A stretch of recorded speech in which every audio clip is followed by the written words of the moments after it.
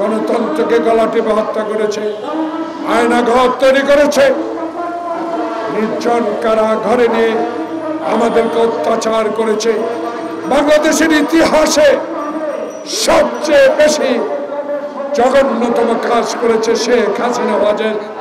বাংলাদেশের ক্ষমতায় টিকে থাকার জন্য বাংলাদেশের স্বাধীনতার যুদ্ধকে তার পারিবারিক সম্পদ বানিয়ে বাংলাদেশে ক্ষমতায় টিকে থাকার চেষ্টা করেছিলেন।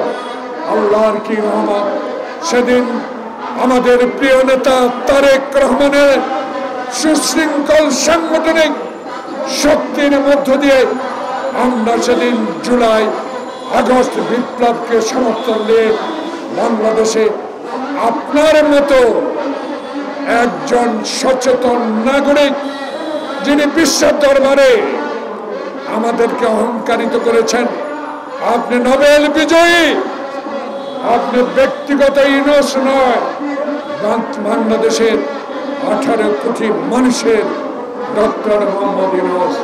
কিন্তু গতকাল আমি বিস্মিত হয়েছি, আপনি নাকি, আমি পত্রিকায় দেখেছি, কতটুকু সত্য আমি জানি না, আপনি এনসিসি নেতাকে বলেছেন আমার পদত্যাগ করা ছাড়া কোনো উপায় নাই। কতটুকু সত্য আমি জানি না।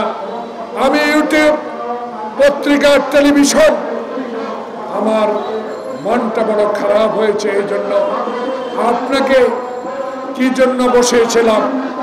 শাইনি চুলে এখন হবে সব হেয়ার স্টাইল। সিল্কোর দ্বিগুণ শাইনি চুল প্রতিদিন।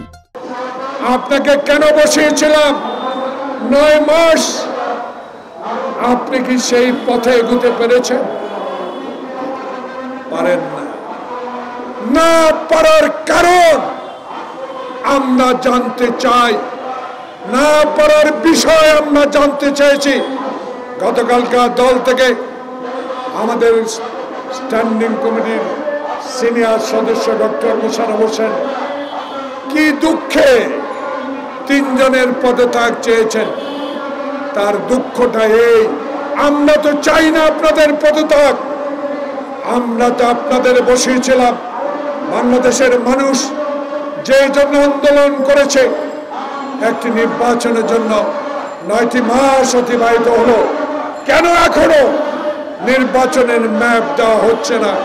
তাই আজকে কাদের পরামর্শে, সলা পরামর্শে, কাদের কান কোথায়,